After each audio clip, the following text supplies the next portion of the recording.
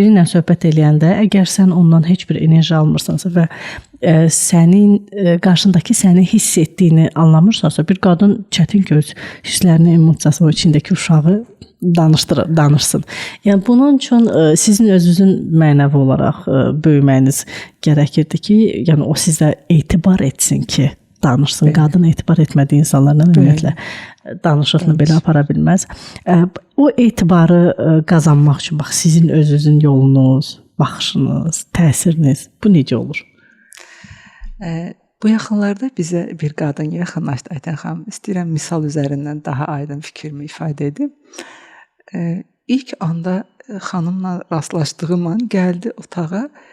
O dərəcədə xanımın bir ciddi duruşu, ciddi baxışı, bir yəni belə diqqətlə belə baxdı. Həmin anda bir təbəssüm yetir bəzən.